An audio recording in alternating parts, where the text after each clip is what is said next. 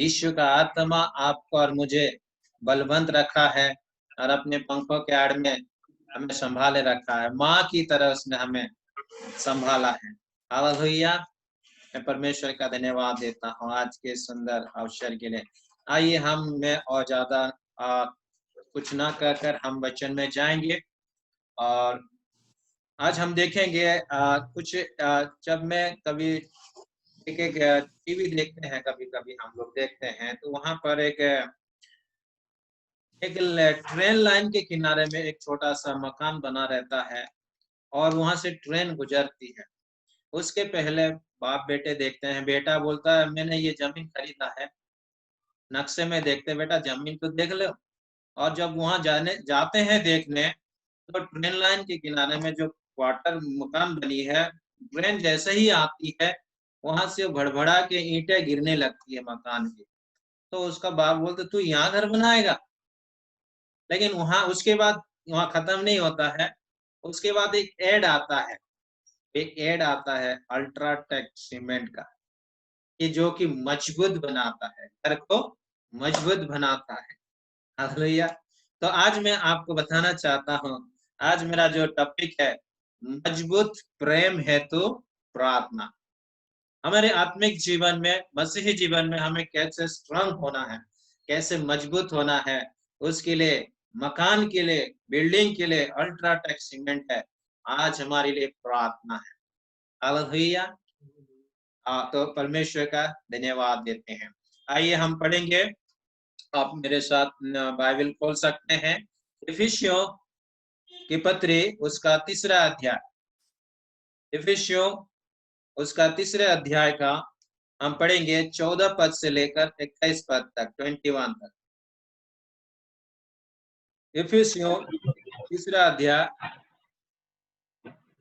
14 पद से लेकर 21 पद में आपके सामने पढ़ता हूँ। मैं विश्वास करता हूँ आपके पास बाइबल है और आप सुन पा रहे हैं।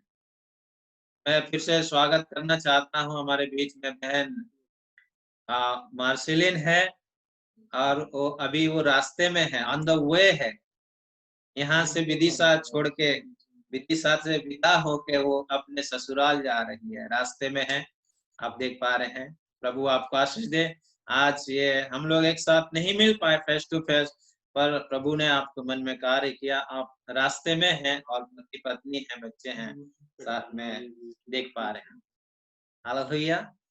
हाँ, कोई बात नहीं। आइए हम देखेंगे, पढ़ेंगे, आगे हम वचन में जाएंगे।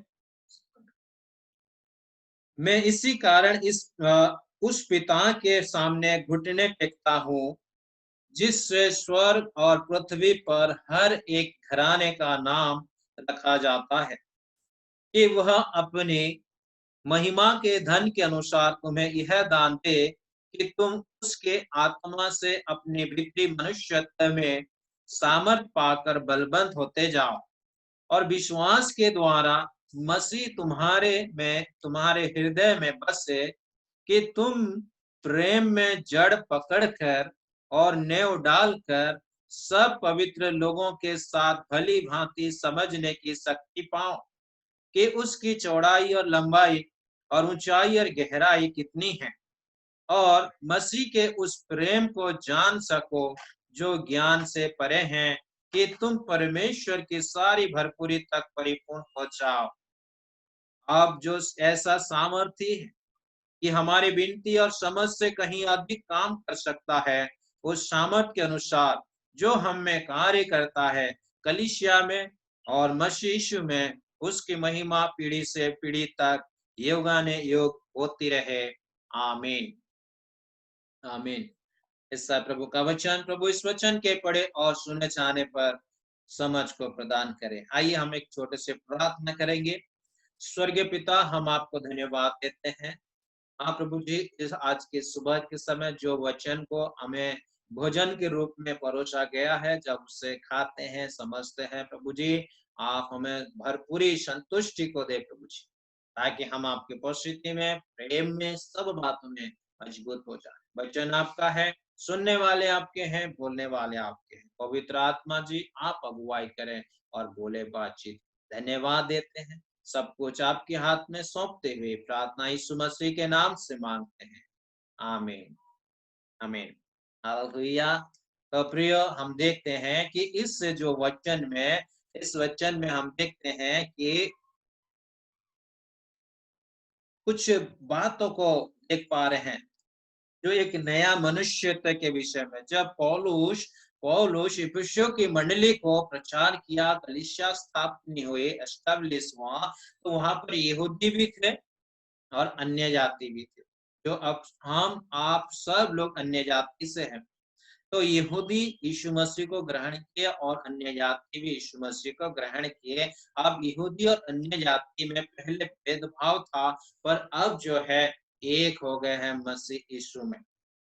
और मसीह यीशु में जब क्या हो गए हैं, एक नया मनुष्य बन गए, एक नया मनुष्य बन गए हैं।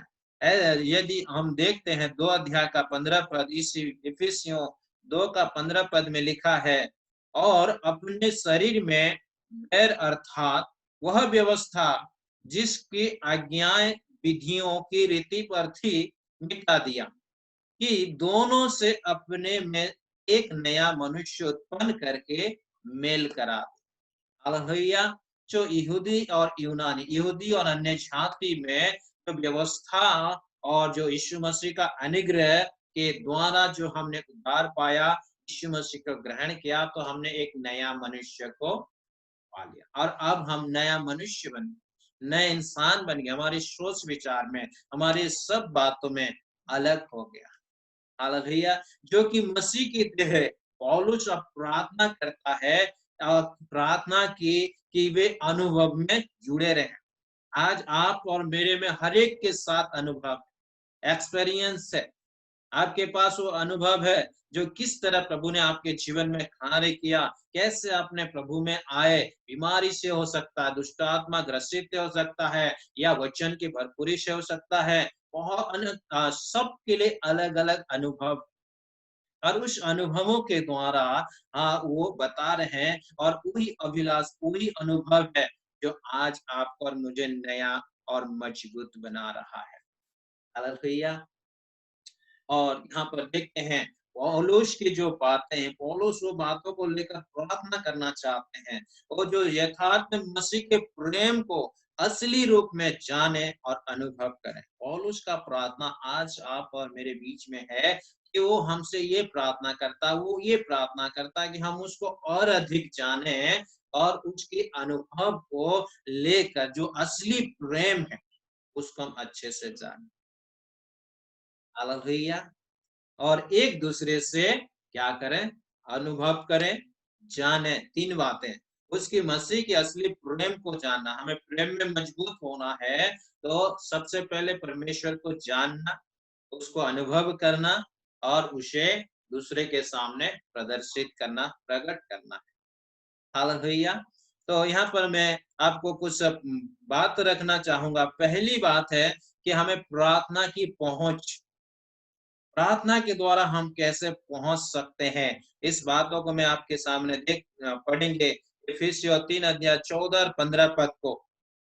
मैं इसी कारण उस पिता के सामने घुटने टेकता हूँ, जिससे स्वर्ग और पृथ्वी पर और हर एक घराने का नाम रखा जाता है। तो पौलुस कहता है इस कारण, इसका मतलब उसके पहले पद से, 3 अध्याय का पहले पद से लेकर 13 पद में बहुत सी बातें उसने बताया है, और वो बता चुका है। और बताने के बाद 14 पद में शुरू करते हैं प्रार्थना करने से पहले कि इस कारण, है ना, जो पहले प्रार्थना किया उसको दोहराना चाहते हैं। तब ये वाक्य को समाप्त करने से पहले रुक गया, ताकि वह भेद को प्रकाशित कर सके जो मसीह के देह, और उस भेद को फैलाने है तो उसकी सेवकाई को करे। और वो भेद क्या है, वो मिस्ट्री क्या है, जो कि आप 8 और 9 पद में देखेंगे, तो वहां पर पौलुस क्यों चुना गया, वो भेद क्या है वहां पर बताया गया है। 8 और 9 पद में लिखा है, मुझ पर जो सब पवित्र लोगों में से छोटे से भी छोटा हूँ, यह अनुग्रह हुआ कि अन्य जातियों को मसीह के अगम्य धन का सुसमाचार सुनाओ और सब पर यह बात प्रकाशित करूं कि उस भेद का प्रबंध क्या है जो सब के सृजनहार परमेश्वर में आदि से गुप्त था। हालेलुया। वो भेद क्या है? कलीसिया। वो भेद क्या है? आप है। वो भेद क्या है? मैं हूं। आप जितने यहाँ पर आप सुन रहे पा रहे हैं, देख पा रहे हैं, वो सब भेद है, मिस्ट्री है जो कलीसिया है। और पर आज हम कलीसिया में क्यों जुड़ रहे हैं? हम प्रभु में क्यों बढ़ रहे हैं? हमारा आशा क्या है? जिस तरह अदन की वाटिका में हमारा आदम थे, परमेश्वर की उपस्थिति में मेल मिलाप करते थे, बातचीत करते थे। परमेश्वर चाहता आज कलीसिया में जो लोग आते हैं, कलीसिया के द्वारा उनके जीवन में वो आनंद, शांति और अनंत जीवन और उद्धार मिलता है। और जब कलीसिया में होकर वो बढ़ते हैं तो परमेश्वर की उस पहली दशा में, अदन की वाटिका में जो दशा थी, जो परिस्थिति थी, वहां तक प्रभु हमें पहुंचाना चाहता है। वो चाहता है, इसलिए पौलुस यहाँ पर रुक गया और इस बातों को लिए प्रार्थना करते हैं। और प्रार्थना कैसे करते हैं? यहाँ 15 पद में लिखा, उसने स्वर्ग और पृथ्वी पर जिससे स्वर्ग और पृथ्वी पर हर एक घराने का नाम रखा जाता है। उसने क्या क्या 14 पद में लिखा, इस कारण उस पिता के सामने घुटने टेकता है। घुटने टेक कर प्रार्थना करना। हालेलुया। प्रार्थना करने का जो है घुटने टेक कर प्रार्थना करने का कई आसानों है, कई तरीका है। जैसे खड़े होकर प्रार्थना करते हैं, कोई बैठ के प्रार्थना करते हैं, कोई पूरी रीति से जमीन में लेट कर दंडवत करके प्रार्थना करते हैं। कई सारे आसन है प्रार्थना करने का, जो बाइबल में हम धर्म शास्त्र में देख पा रहे हैं। तो यहाँ पर सबसे पहले हमें प्रार्थना करना और घुटने टेक कर प्रार्थना करना। हालेलुया। और वो प्रार्थना में क्या संबोधन करते हैं, उसका पहला उच्चारण क्या है? उसको लिखा पिता। हालेलुया। पिता। वो क्या कहते हैं? पिता, पापा। हम सबों के पापा। हम माता पिता के द्वारा जन्मे हैं, लेकिन ये कौन सी पिता के, कौन सी बाप को पुकार रहा है पौलुस? वो अपने खुद की माता पिता से नहीं, अपनी खुद की जो जन्म हुआ उस पिता से प्रार्थना नहीं कर रहा। वो एक ऐसा पिता जिसने कभी जन्म नहीं लिया, जो स्वयं ही सब कुछ है। हालेलुया। और वो स्वर्गीय पिता है, जिसने आकाश और पृथ्वी को बनाया। जैसे हमने भजन में आज सुना, वो आकाश और पृथ्वी का बनाने वाला परमेश्वर वही पिता से प्रार्थना करता है। हालेलुया। और प्रार्थना के द्वारा वो पिता परमेश्वर के साथ हमारा पहुंच होती है। दूसरी बात है, प्रार्थना में याचना होना है। प्रार्थना में याचना मतलब निवेदन, विनती। जैसे हम पढ़ते हैं 16 पद से, आप मेरे साथ देख सकते हैं, 16 से 19 पद में लिखा है, प्रार्थना में याचना। 16 पद से 19 पद में आगे लिखा है कि वह अपनी महिमा के धन के अनुसार तुम्हें यह दान दे कि तुम उसके आत्मा से अपने भीतरी मनुष्यत्व में सामर्थ पाकर बलवंत होते जाओ और विश्वास के द्वारा मसीह तुम्हारे हृदय में बसे कि तुम प्रेम में जड़ पकड़कर नेव डालकर और सब पवित्र लोगों के साथ भली भांति समझने की शक्ति पाओ कि उसकी चौड़ाई और लंबाई और ऊंचाई और गहराई कितनी है, और मसीह के उस प्रेम को जान सको जो ज्ञान से परे है, कि तुम परमेश्वर की सारी भरपूरी तक परिपूर्ण हो जाओ। हालेलुया। जो हम भजन 121 में देख रहे थे, एक सवाल था, मेरी सहायता कहाँ से आई? हमारी सहायता प्रियो वही जो आकाश और पृथ्वी का करता, जो अगम्य धन है उसकी, उसी की ओर से आता है। हालेलुया। यद्यपि वाक्य इस पद में जो कि 14 पद से शुरू होता है उसकी प्रार्थना, परंतु जो मुख्य प्रार्थना है 16 पद से आरंभ होकर 19 पद में खत्म होता है पौलुस की प्रार्थना।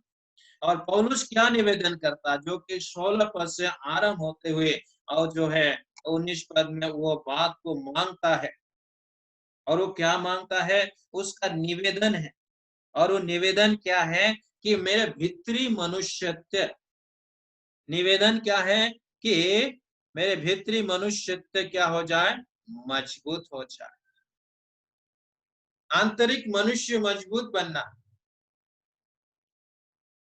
जो कि 16 और 17 पद के सेकेंड फर्स्ट लाइन में देखते हैं कि अपनी महिमा के धन के अनुसार तुम्हें यह दान दे कि तुम उसकी आत्मा से अपने भीतरी मनुष्यत्व में सामर्थ पाकर बलवंत होते जाओ और विश्वास के द्वारा मसीह तुम्हारे हृदय में बसे। Hallelujah, hallelujah. तो यहाँ पर हम देखते हैं पौलुस की प्रार्थना का पहला भाग है कि परमेश्वर अपनी महिमा युक्त धन से, वो धन से आपको और मुझे क्या बनाना चाहता है, संपन्न करना चाहता है, मजबूत बनाना चाहता है। यदि आप इसे इफिसियों में ही कुछ पदों को देखेंगे मेरे साथ, पहला अध्याय का 7 पद में लिखा है, हम उसमें उसके लहू के द्वारा छुटकारा अर्थात अपराधों की क्षमा उसके उस अनुग्रह के धन के अनुसार मिला है। उसके अनुग्रह के धन से हमें मिला है जो यीशु परमेश्वर में है। इस एक अध्याय का 18 पद में भी आप देख सकते हैं वो धन कौन सा धन है, और तुम्हारे मन की आंखें ज्योति में हो कि तुम जान लो कि उसके बुलाने से कैसी आशा होती है पवित्र लोगों में, उसकी मिरास की महिमा का धन कैसा है ना। वो हालेलुया, वो मिरास का धन जो कि हमारा पिता का संपत्ति के बाद बेटा को होता है, वो हमारा स्वर्गीय पिता आप और मुझे वो धन को देना चाहता है, हमें भीतरी मनुष्यत्व में मजबूत करना चाहता है।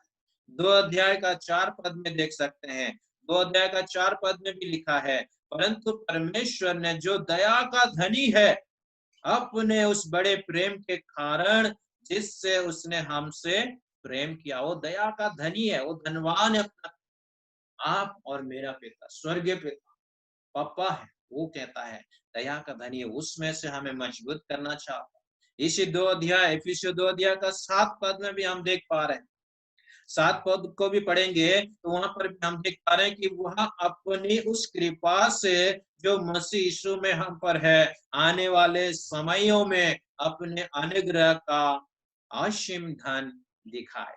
Hallelujah, hallelujah. हमें हम देखना है परमेश्वर की उपस्थिति में अपने असीम धन के द्वारा वो हमें धनवान बनाता है।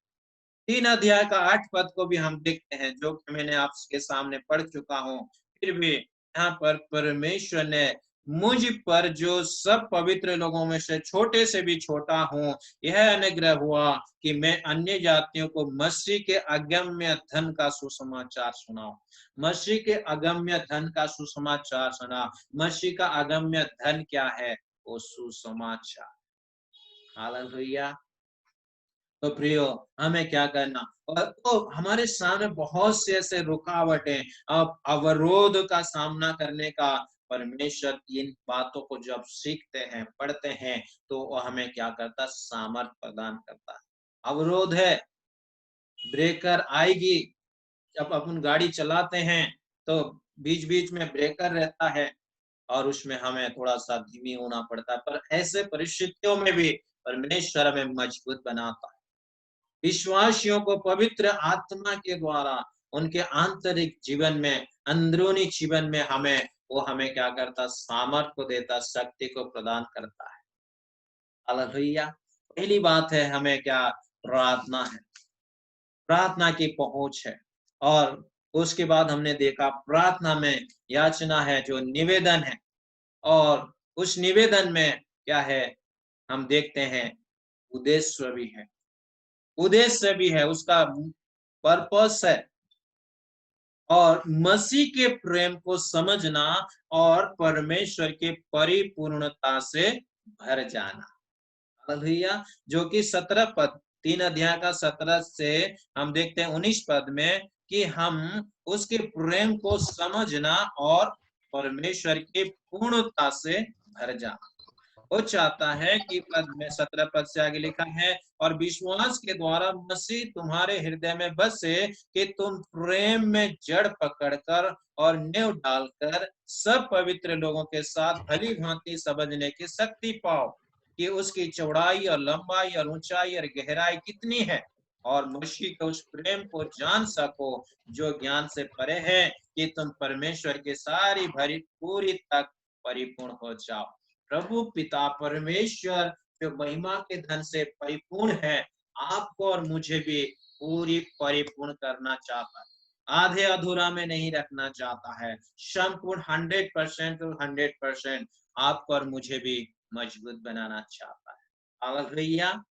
तो यहाँ पर हम देखते हैं पौलुस अपनी प्रार्थना को निरंतर करते हुए अपने प्रार्थना में दोहराते हैं कि मसीह के जीवन का केंद्र बने, और उसमें लिखा है प्रेम में जड़ पकड़ना। प्रेम में मतलब जैसे पेड़ के समान। जड़ किस में होती है? पेड़ में होती है, वृक्ष में होती है।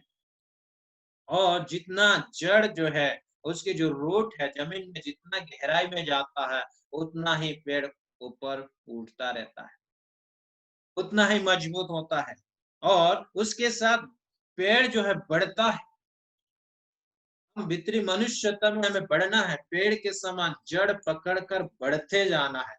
और आगे एक पद और बात लिखा है, जड़ पकड़कर नेव डालकर मतलब हमें उस जड़ पकड़ते और एक भवन के समान स्थायी बनना, एक बिल्डिंग के समान हमें मजबूत और स्थिर बनना है। पहले तो बढ़ना, उसके बाद हमें स्थिर बनना है। ये प्रार्थना के द्वारा हम मजबूत हो सकते हैं। हालेलुया। मैं आगे जल्दी से जाना चाहता हूँ, और ये रुचिकर बात है कि फिर से इसी अध्याय में, जो कि हमने कई बातों को पढ़ चुके हैं, एक अध्याय का 13 और 14 पद को भी, एक अध्याय इसी एफिसियों के पहला अध्याय 13 और 14 पद में भी लिखा है, और उसी में तुम फिर भी जब तुमने सत्य का वचन सुना जो तुम्हारे उद्धार का सुसमाचार है, और जिस पर तुमने विश्वास किया, प्रतिज्ञा किए हुए पवित्र आत्मा की छाप लगी, वह उसके मोल लिए हुओं के छुटकारे के लिए हमारे मिरास का बयाना है कि उसकी ये महिमा की स्तुति हो। तो परमेश्वर के द्वारा जब हम प्रार्थना में उसके उपस्थिति में वचन में चाहते हैं, पवित्र आत्मा के छाप हमारे पर लग जाता है। और यहाँ पर हम देखते हैं त्रिएक परमेश्वर की बात को देखते हैं, जहाँ पर पिता परमेश्वर है, परमेश्वर प्रभु यीशु मसीह है, परमेश्वर पवित्र आत्मा है। इन तीन बातों को देख पा रहे हैं। आप तीसरे अध्याय में आ जाएं, तीसरे अध्याय का 14 पद में लिखा है, मैं इस कारण उस पिता के सामने घुटने टेकता हूं। आज हमें किसके सामने घुटने टेकना? हम प्रभु के सामने घुटने टेकें। हालेलुया। प्रभु के सामने घुटने टेक कर प्रार्थना करें। प्रभु ही है जो कि पिता है या पापा है। अब जो है हम ये देखते हैं, फिर आगे देखते हैं आत्मा के विषय में, पवित्र आत्मा के विषय में, जाके 16 पद में लिखा है। हमने देखा 14 पद में पिता परमेश्वर है, 16 पद में पवित्र आत्मा, कि वह अपनी महिमा के धन के अनुसार तुम्हें यह दान दे कि वो तुम में आत्मा से अपने भीतरी मनुष्यत्व में सामर्थ पाकर बलवंत हो जाए। पवित्र आत्मा से हमें सामर्थ। और जैसे हम देखते हैं बहुत सी बाइबल में बहुत से जगह लिखा है, जब तुम पर पवित्र आत्मा आएगा तुम सामर्थ पाओ। हालेलुया। वो पवित्र आत्मा में सामर्थ देता। फिर हम देखते हैं यीशु मसीह जो परमेश्वर का पुत्र, पिता, पुत्र और पवित्र आत्मा है। और जो है हम देखते हैं उसके आगे हम देखते हैं प्रभु की वचन में 17 पद में देखते हैं यीशु मसीह के विषय में, और विश्वास के द्वारा मसीह तुम्हारे हृदय में बसे कि तुम प्रेम में जड़ पकड़कर और नेव डालकर। मसीह में हमें जड़ पकड़ना, यीशु में हमने जड़ मजबूत होना है। और वो मजबूती होने के लिए आप और मुझे प्रार्थना करना है। प्रार्थना याचना निवेदन है, और उद्देश्य क्या है? उद्देश्य है कि हम प्रेम में हमें जड़ पकड़ना। जैसे पेड़ जड़ जितने गहराई में जाता है, पेड़ उतना ऊपर उठता है, वो बढ़ते क्रम में रहता है। आज हम बढ़ते क्रम में है, बढ़ते बढ़ते बढ़ते हमें स्थिर भी होते जाना है ना। जैसे भवन बनता है, बिल्डिंग बनता है, हमें स्थिर भी बनते जाना है। नींव मजबूत होगा तो हम कितनी भी हमारे जीवन में आंधी आए, तूफान आए, हम मजबूत बने रहेंगे। हालेलुया। तो प्रियो, यहाँ पर फिलिपियो 4 का अध्याय का 7 पद में लिखा है, मसीह के प्रेम को जानना जो सब ज्ञान से आगे है। आज हम बहुत सारी चीजों को पढ़ते हैं, जानते हैं, दुनिया चल रही है, पर हमें मसीह के, यीशु मसीह को, ज्ञान को ही जानना काफी है। 4 अध्याय का 7 पे, फिलिपियो 4 अध्याय का 7 पद को पढ़ेंगे। यहाँ लिखा है, तब परमेश्वर की शांति जो समझ से बिल्कुल परे है, तुम्हारे हृदय, तुम्हारे विचारों को मसीह यीशु में सुरक्षित रखेगी। वो पौलुस इसलिए प्रार्थना कर रहे हैं, आपके लिए, मेरे लिए, और आपको और मुझे भी इस तरह प्रार्थना करना है कि आज हम जितने मनुष्यत्व में हम क्या है, जो बाहर है, जो अंदर है, वो मजबूत होती जाए। हालेलुया।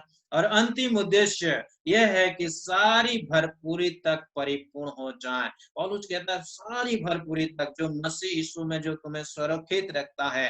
वो कहता है 19 पद में लिखा है, इफिसियों 19 पद में 3 अध्याय का आखिरी लाइन, परमेश्वर की सारी भरपूरी तक परिपूर्ण हो जाओ। हमें परमेश्वर की उपस्थिति में 100% फिलअप होना है।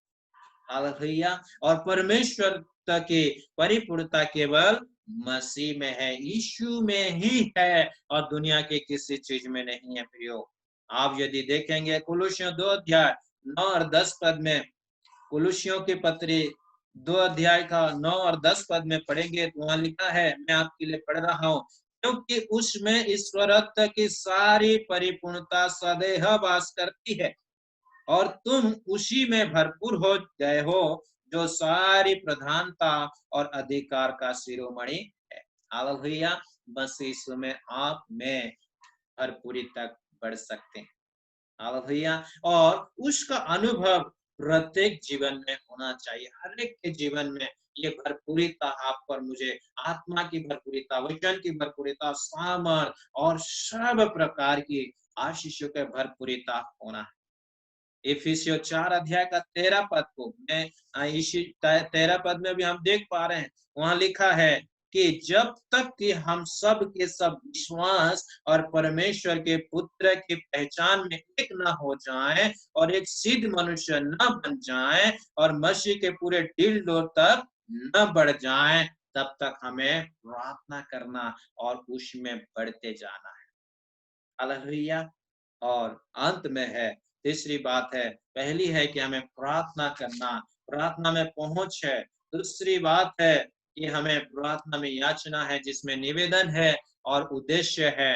और आखिरी बात है, हमें स्तुति करना है। और स्तुति क्या है? इफिसियों जो है 3 अध्याय का 20 और 21 पद में है, जो कि हम देख पा रहे हैं। अब जो ऐसा सामर्थ्य है कि हमारी विनती और समझ से कहीं अधिक काम कर सकता है, उस सामर्थ्य के अनुसार जो हम में कार्य करता है, कलीसिया में और मसीह यीशु में उसकी महिमा पीढ़ी से पीढ़ी तक युगानुयुग होती रहे। यहाँ पर हमें स्तुति करना, जब प्रार्थना करते हैं, प्रार्थना में हमें पहुंच होती है, परमेश्वर के बीच में उस सिंहासन के पास पहुंच जाते हैं। जब पहुंच जाते हैं, हमें निवेदन करना, निवेदन के बाद हमें उद्देश्य क्या है, उद्देश्य को जानना, उसको स्वीकार करना। तीसरी बात है, हमें स्तुति करना, उसकी आराधना करना, क्योंकि वही है जो युगानुयुग रहने वाला, वही परमेश्वर है। हालेलुया। यहाँ पर हम देखते हैं कि परमेश्वर ने जो हर एक जो मनुष्य और जो स्वर्गदूत भी जो परमेश्वर ने बनाया, उसकी स्तुति करने के लिए स्वर्गदूतों को बनाया, आप और मुझे बनाया। वो चाहता है कि हम भी उसकी आराधना करें, उसकी स्तुति करें। हालेलुया। और एक बात पढ़ के मैं समाप्त करना चाहूंगा। आप पढ़ सकते हैं रोमी 11 अध्याय का 36 पद को, रोमियो की पत्री 11 अध्याय उसका 36 वचन को। यहाँ लिखा, मैं आपके सामने पढ़ता हूँ। लिखा, क्योंकि उसकी ओर से और उसी के द्वारा और उसी के लिए सब कुछ है, उसकी महिमा युगानुयुग होती रहे। उसी के लिए, उसकी ओर से, उसी के द्वारा और उसी के लिए सब कुछ है। उसकी महिमा युगानुग होती रहे। परमेश्वर प्रभु यीशु मसीह ही हमारा प्रभु सब कुछ है। इसलिए प्रियो, हम अपना जीवन, अपना मन, अपना हृदय, सब कुछ उसके हाथों में समर्पित करें, क्योंकि परमेश्वर ने आपको और मुझे बनाया, है ना? इसलिए बनाया, और कि हम 16 पद के अनुसार कि वह अपनी महिमा के धन के अनुसार तुम्हें यह दान दे कि तुम उसके आत्मा से अपने भीतरी मनुष्यत्व में सामर्थ पाकर बलवन्त होते जाओ। हालेलुया! सामर्थ पाकर हमें बलवन्त होना है, मजबूत होना है प्रियो। और हम देखते हैं, जैसे प्रभु ने हम देख रहे हैं वचन में, प्रार्थना में, जितना हम बढ़ेंगे इतना मजबूत हो जाएंगे। हालेलुया! प्रभु आप सबको तमाम वचनों के द्वारा, विश्वास करता हूँ आप जहाँ कहीं भी है, प्रभु आपको इस वचन से बातें की है। हमें भीतरी मनुष्य पर मजबूत होना है और उस पहली दशा में पहुंचेंगे जहाँ हमारा आदम वो तो अदन की वाटिका में थे। परमेश्वर चाहता है कि हम एक बार फिर उसके उपस्थिति में वही आनंद, वही परिपूर्णता में, वो आत्मा की परिपूर्णता में हम उसके साथ मिलकर आराधना करने पाए। वो इन तमाम बातों के द्वारा